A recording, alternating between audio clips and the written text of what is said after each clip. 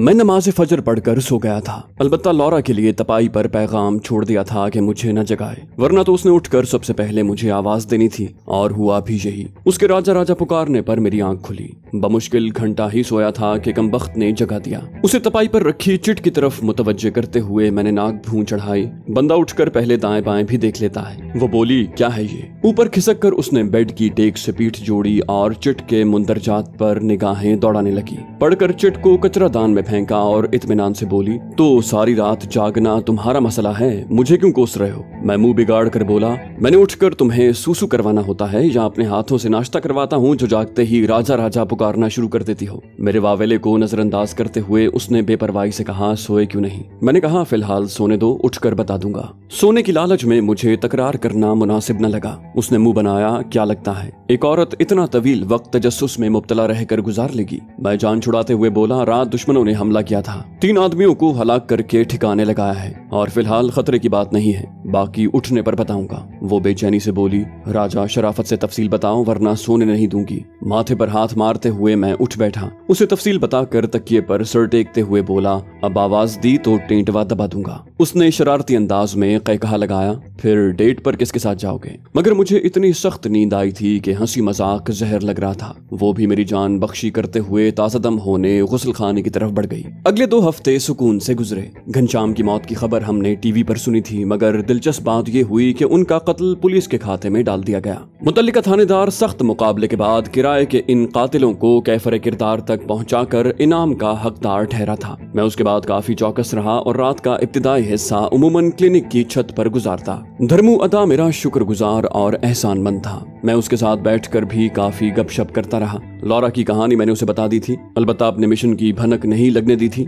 मैंने धीरेंद्र शुक्ला से दुश्मनी की वजह लौरा ब्राउन बताई थी। यूं भी लौरा ब्राउन की सूरत ऐसी थी कि उसकी वजह से किसी से दुश्मनी रखने की बात पर सुनने वाले को ताज्जुब नहीं हो सकता था। 2 हफ्ते बाद धर्मू का प्लस्तर उतर गया था। मुसलसल 2.5-3 माह उसने बेड पर गुजारे थे। वहाँ छुपने का उसने भारी मुआवजा डॉक्टर अशोक को अदा किया था। महीने से ज्यादा अरसा तो हमें भी होने वाला था और रोजाना के 10,000 के हिसाब से अच्छी खासी रकम बनती थी जो हम डॉक्टर अशोक को अदा कर चुके थे। विशाल गुप्ता से लिए 20 लाख ने हमारी मुश्किलात आसान कर दी थी। लौरा का जख्म भर गया था, बस जरा सी कमजोरी थी जो बतदरीज खत्म हो जाती। प्लस्तर उतर जाने के बाद भी धर्मू दादा ने 1-2 दिन वहीं गुजारने का फैसला किया था। मैंने भी उससे दोस्ती कर ली थी क्योंकि वहाँ ऐसे मददगारों की सख्त जरूरत थी। आखिर एक दिन हम जाने को तैयार थे। डॉक्टर अशोक से अलविदाई मुलाकात करके उसका शुक्रिया अदा किया और रात के आखिरी पहर वहाँ से निकल आए। हमें लेने के लिए धर्मू दादा के बचपन का दोस्त गाड़ी ले आया था। धर्मू के तमाम आदमी उसके जख्मी होने के बाद बिखर गए थे। हर एक ने जान बचाने को छुपना बेहतर समझा था।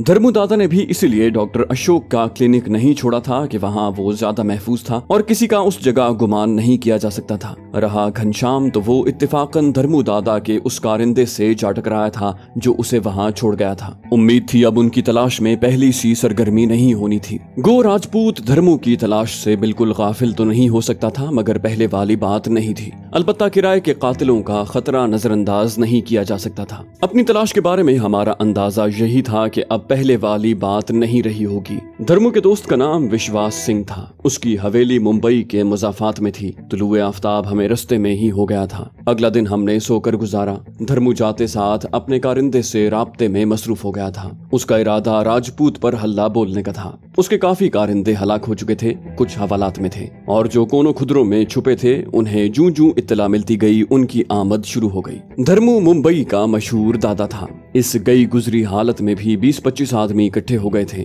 विश्वास सिंह की हवेली काफी वसी थी। धर्मू दादा ने अपना अड्डा आर्जी तौर पर वहीं कायम कर दिया था। शाम ढले धर्मू दादा अपने आदमियों के हमरा थाने पर धावा बोलने की मंसूबाबंदी में मसरूफ था। वहाँ हमारी हैसियत मेहमान की सी थी। हमसे किसी ने भी मशवरा नहीं मांगा था। उसके बावजूद मैंने धर्मू दादा को अपने पास बुलाकर अकेले में कहा, गो तुम अपना काम अच्छी तरह जानते हो, अगर बुरा न मनाओ तो एक मशवरा देना चाहता हूँ। वो खुश दिली से बोला, तमहीद छोड़ो यार, तुम बराह रास्त हुक्म किया करो। मैं इनकिसारी से बोला, शुक्रिया दादा, तुम्हारा बड़ापन है। बहरहाल पूछना ये था कि अपने साथियों को आजाद करवाने के बाद तुम्हारा क्या इरादा है? उसने इरादा जाहिर किया, राजपूत को अंजाम तक पहुंचाना ही फिलहाल मेरी जिंदगी का मकसद है। मैं मुतबस्सम हुआ, जानता था कुछ ऐसा ही इरादा होगा। वो बोला, शायद तुम कोई मशवरा देना चाहते हो। उसका अंदाज इस्तफसार का उनसर लिए हुए था। मैंने तजवीज पेश की, तुम आसानी से अपने साथियों को हवालात से आजाद करवा लोगे, मगर इसका नुकसान ये होगा कि राजपूत को चौकस होने का मौका मिल जाएगा।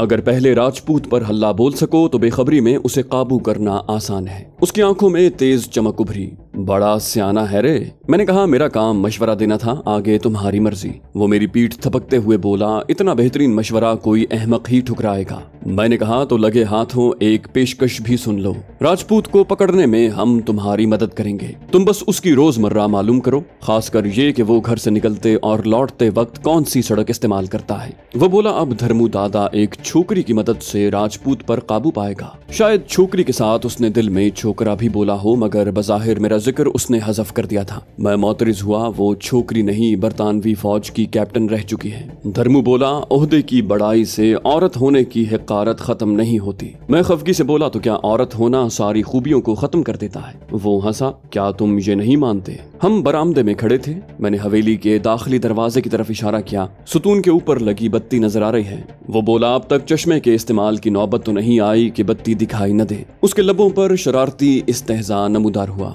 वैसे मेरे हाँ या ना करने में औरत का बासलाहियत होना तो मुजमिर नहीं है ना? उसके तंज को दरखोर एतना न जानते हुए मैंने पूछा, इस बत्ती को कितनी गोलियों से निशाना बना लोगे? वो साफ गोई से बोला, एक गोली से, शायद 3-4 भी चलानी पड़ जाएं। दावे से कुछ नहीं कह सकता। मैं दावे से बोला, वो 1.5 किलोमीटर के फासले से इस बत्ती को निशाना बना लेगी। शक है तो शर्त लगा सकते हो। वो गैर यकीनी से बोला, कुछ ज्यादा ही मुबालगा आराई से काम ले रहे हो। मैंने अगला दावा किया, तुम्हारे आदमियों में शायद 2-3 ही ऐसे हों जो खाली हाथ लड़ाई में उस पर काबू पा लें, वरना अक्सरियत को वो खाक चटा देगी। उसने मुंह बनाया, तुम शायद औरतों की बड़ाई के कायल हो। मैंने नफी में सर हिलाया। किसी की सलाहियतों का एतराफ करते वक्त मैं जिन्स को ज़ेर बहस नहीं लाता। अलबत्ता तुम्हें एक औरत की मदद लेने में आर महसूस हो रही है। वो तंज़ी अंदाज में बोला, क्या नहीं होनी चाहिए? मैं बरहम हुआ। क्लिनिक में 2-3 माह तुम एक नर्स के मोहताज बने रहे, तब तुम्हारी मर्दानगी कहाँ सोई हुई थी? उसने कह कहा बुलंद किया, लड़ने पर तैयार हो गए हो यार। मैंने कहा, मैं तुम्हारी मदद करना चाह रहा था। राजपूत पर काबू पाने में तुम्हारे ज्यादातर कारिंदे जाया होने का खदशा है, जबकि हम तुम्हारा जानी नुकसान कराए बगैर उसे पकड़वा सकते हैं। उसने इश्तियाक जाहिर किया, वो कैसे? मैंने कहा, शुरू ही में बता दिया था कि उसकी रोजमर्रा मालूम करो। उसने उलझन जाहिर की, इससे क्या होगा?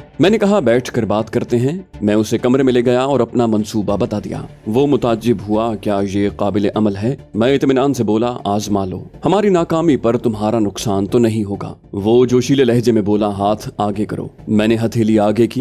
जोरदार अंदाज में मेरा हाथ बजाते हुए वो खड़ा हो गया। लौरा खामोशी से हमारी गुफ्तगू सुनती रही। ये अलहदा बात के उसके पल्ले कुछ नहीं पड़ा था। धर्मू दादा के निकलते ही मुझे पूरी गुफ्तगू दोहराना पड़ी। वो मंसूबा मैंने उससे मशवरे के बगैर ही तय किया था। तफसील जानकर उसने 1-2 काबिल कदर मशवरे दिए। वो एक अच्छी स्नाइपर थी और स्नाइपिंग के मैदान में उसकी राय को रद्द करना आसान न था। हम मंसूबे की नोक पलक संवारने लगे। 1.5 हफ्ते के बाद हम मंसूबे पर अमल करने को न सिर्फ तैयार थे, बल्कि सपहर को निस्बतन वीरान सड़क के जवानिब में घात लगाए लेटे हुए थे। मैं सड़क से शुमाली जानिब 600 गज दूर सह मंजिला मकान की छत पर लेटा हुआ था, जबकि लौरा ब्राउन मुखालिफ जानिब सड़क से 500 गज के फासले पर एक फार्म हाउस की छत पर मौजूद थी। मेरे साथ धर्मू दादा खुद और लौरा के हमरा उसका एक अहम कारिंदा मौजूद था। हम दोनों के पास Thunderbolt steel core 76 sniper rifle थी। इंग्लैंड की कंपनी स्टील कोर की बनी हुई ये उम्दा स्नाइपर राइफल है, जिसकी मार 1000 मीटर है। मैंने धर्मू दादा को गैलिल स्नाइपर राइफल या ड्रैगनोव लाने का बताया था। अपने मखसूस असलहा डीलर के पास उसे दोनों राइफलें नहीं मिली थीं, उनकी बजाय थंडरबोल्ट मिल गई थी।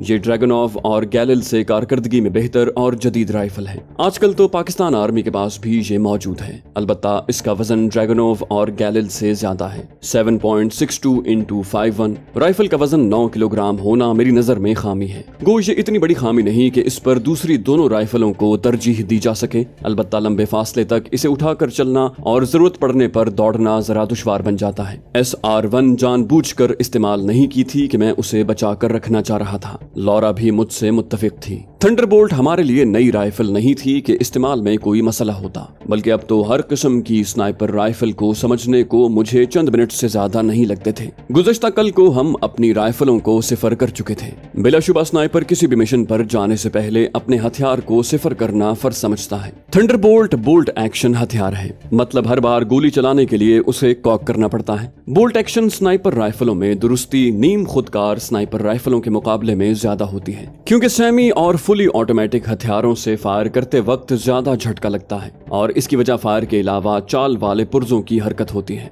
धर्मू के मोबाइल फोन पर कॉल वसूल हुई। उसने स्पीकर ऑन कर दिया था। एक मर्दाना आवाज उभरी, दादा हम तक पहुंच गए हैं। धर्मू बोला, उनके आगे बढ़ते ही सड़क बंद कर दो।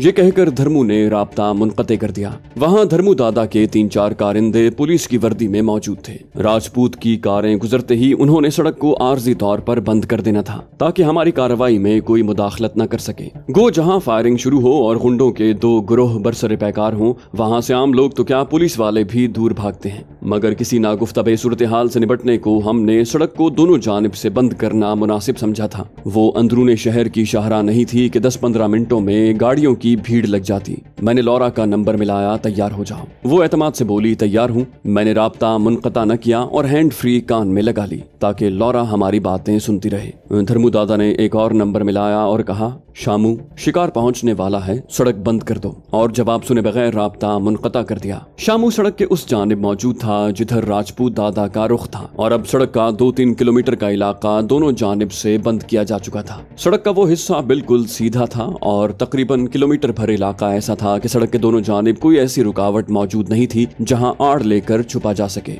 संगे मील के साथ एक भिखारी टेक लगाए यूं बैठा था गोया थक कर चंद लम्हे सस्ताने को बैठा हो। पांव पसारे वो दुनिया और माफिया से बेखबर नजर आ रहा था। कारों ने मेरे बाईं जानिब से नमूदार होना था। राजपूत कल उसी सड़क से गुजर कर नासिक शहर गया था। असलहे के भरे चंद ट्रक थे जिन्हें बखैरियत पुलिस नाकों और चौकियों से गुजारना उसका मकसद था। इन ट्रकों ने दिल्ली तक जाना था, मगर राजपूत की जिम्मेदारी गालिबन नासिक तक हिफाजत की थी। असलहे के ट्रकों के बारे में खबर मिलने पर मुझे एक ख्याल ये भी आया था कि शायद डेविड ने SR-1 की खेप भिजवा दी है, मगर लौरा ने तरदीद की क्योंकि डेविड उसे बताए बगैर ऐसा नहीं कर सकता था और लौरा ने चंद हफ्ते पहले ही डेविड को हथियार भेजने से मना कर दिया था। आज राजपूत ने उसी सड़क से वापस आना था। धर्मू के आदमी उसके ताकुब में थे। जो ही वो नासिक से निकले हम घात पोजीशन में पहुंच गए थे और अभी हमें कॉल आई थी कि वो 2-3 किलोमीटर के फासले पर पहुंच चुके हैं। मिनट भर के बाद ही मुझे कारें नजर आ गईं। सबसे आगे स्याह रंग की जैगुआर थी, उसके अकब में खुली छत की 2 जीपें थी।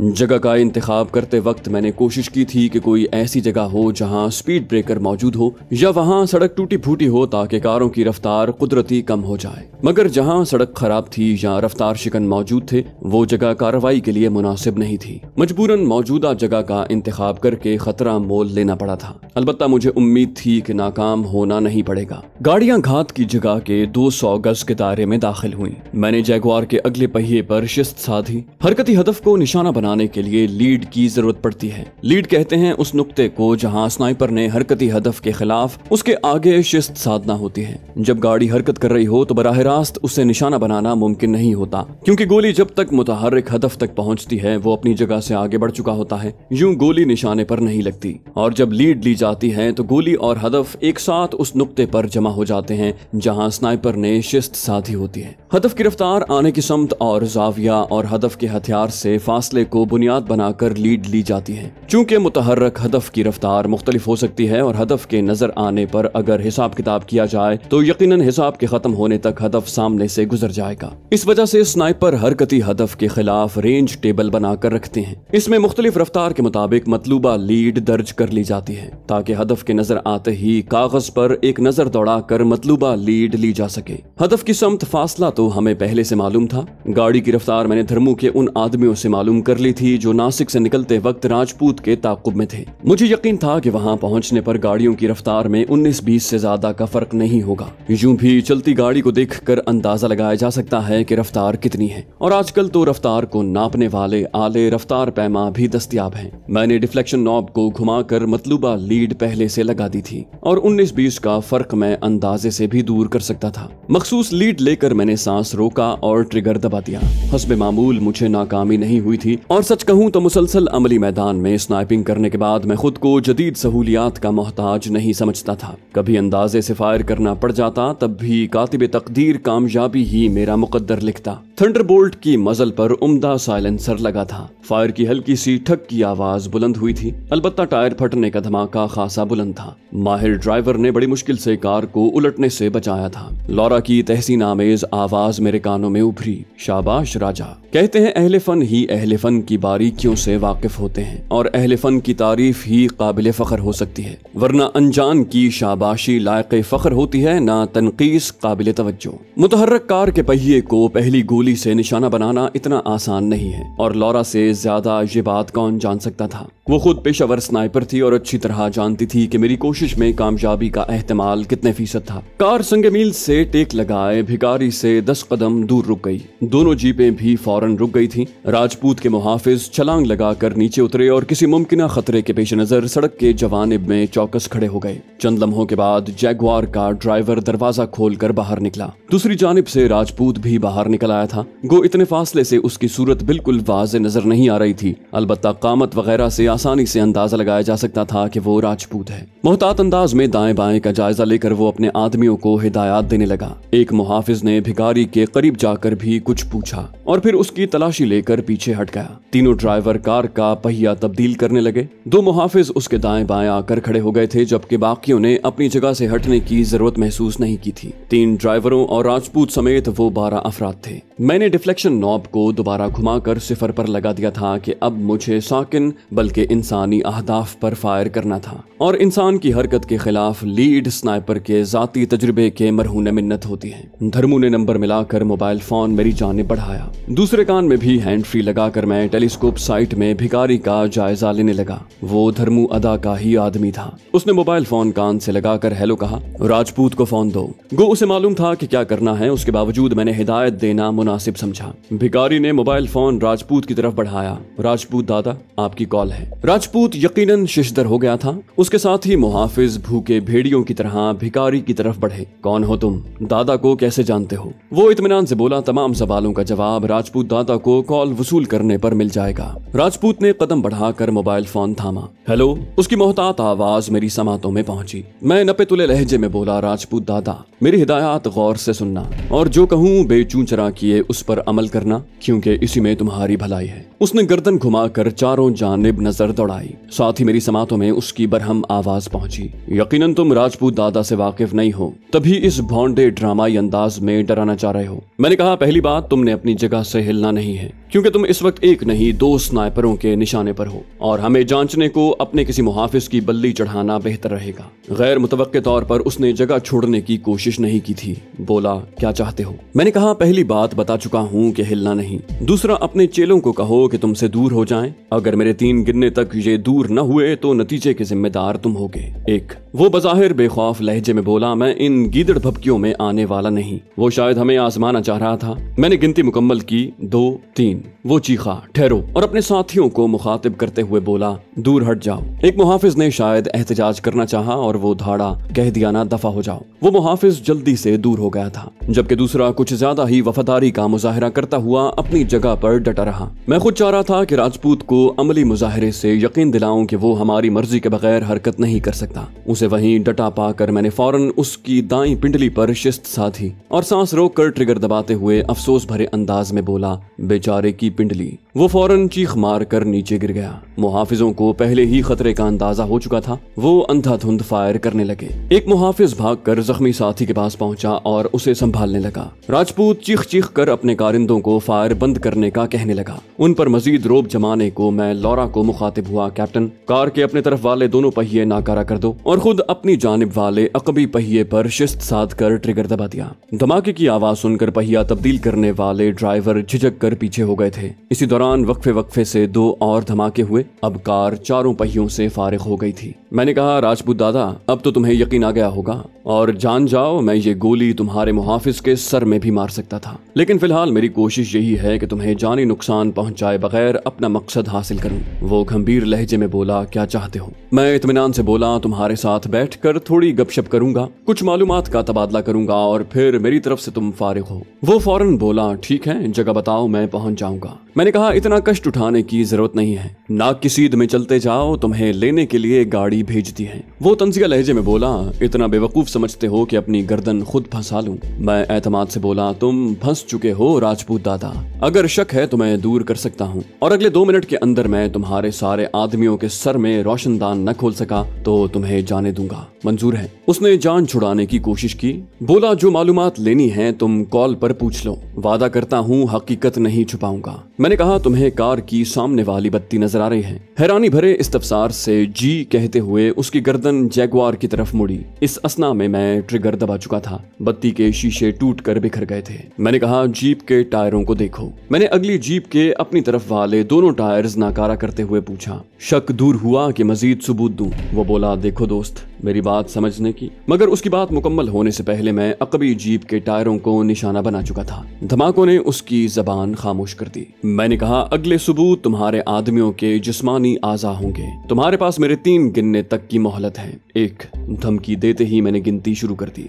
2, 3। अपने सबसे अकबी मुहाफिज को वो कता कलामी करते हुए चिल्लाया, ठहरो, क्या हम सौदेबाजी नहीं कर सकते? मैंने अकबी मुहाफिज की रान पर शिस्त साध कर ट्रिगर दबा दिया। वो चीख मार कर नीचे गिर गया था। करीब मौजूद मुहाफिज उसे संभालने लग गया था, जबकि बाकियों ने जीप के दूसरी जानिब आड़ ले ली। मैं लौरा को मुखातिब हुआ, कैप्टन, जीपों के टायर सलामत क्यों नजर आ रहे हैं? अगले ही लम्हे जीप का एक टायर फटा और वहां दुबके मुहाफिज फौरन जीप से दूर हो गए। उसके बाद बारी बारी 3 धमाके हुए। अब वहां तीनों गाड़ियों का कोई टायर सलामत नहीं था। मैंने जैगुआर कार के साथ खड़े हैरान और परेशान ड्राइवर पर शिस्त साधी। अब अपने ड्राइवर को देखो। राजपूत ने फौरन ही हथियार फेंकते हुए कहा, कहाँ जाना है? मैंने कहा, सामने देखो। 100 गज दूर सड़क पर सफेद रंग की कार नजर आ रही है। उसकी अगली नशिस्त पर बैठ जाओ और अपने आदमियों को बता दो, अगर किसी ने भी तुम्हारा पीछा करने की कोशिश की तो जान से जाएगा। उसने अपने मुहाफिजों को वहीं रुकने का कहा और खुद आगे बढ़ गया। धर्मू दूरबीन आंखों से लगाए सारा मंजर देख रहा था। उसने फौरन कार वाले से राब्ता करके उसे पीछे आने का कहा। कार में अकबी नशिस्त पर 2 मुसल्ला अफराद मौजूद थे।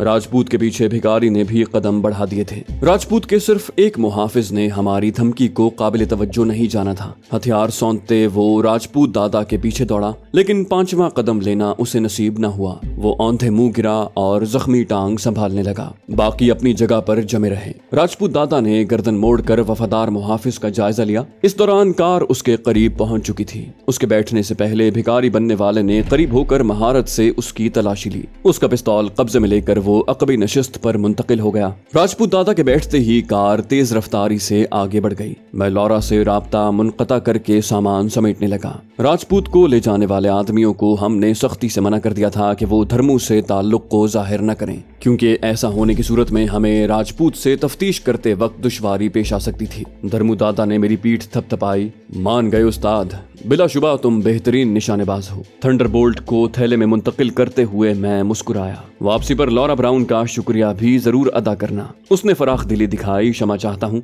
बेशक मैंने गलत कहा था, हर लड़की कमजोर नहीं होती। हम नीचे उतरे। ड्राइवर तैयार बैठा था। हमारे नशिस्त संभालते ही उसने कार आगे बढ़ा दी। धर्मू दादा ने मोबाइल फोन पर सड़क बंद करने वालों को बंदिश के खात्मे का बताया और मेरी तरफ मुतवज्जे हुआ। यकीन नहीं हो रहा राजपूत इतनी आसानी से मेरे काबू में आ गया है। मैं संजीदगी से बोला, आसानी से कहाँ हुआ है दादा? 2 स्नाइपरों की मौजूदगी तुम्हारी नजर में कोई मानी नहीं रखती। क्या ख्याल है स्नाइपर एक दिन में बन जाता है? कभी मुतहर्रक गाड़ी के पहिए को 600 मीटर से निशाना बनाने की कोशिश करना, मालूम हो जाएगा कि आसान काम है या मुश्किल। इतने ही फासले पर कार के शीशे को भी निशाना बनाना, आदमी की पिंडली में गोली मारना और कामयाबी के बाद दावा करना कि आसान काम है। उसने मुत्तफिक होने में देर नहीं की थी। बोला, बिल्कुल दुरुस्त कहा। मैंने कहा, जब तक हम राजपूत से अपने मतलब की मालूमात उगलवाएं, तुम थाने पर धावा बोलकर अपने साथियों को आजाद करवा सकते हो। मजीद छुपने की जरूरत नहीं। वो बोला, बहुत अच्छे, और उसने पसंदीदगी से सर हिला दिया। राजपूत को विश्वास सिंह की हवेली के एक अंदरूनी कमरे में बंद कर दिया गया था।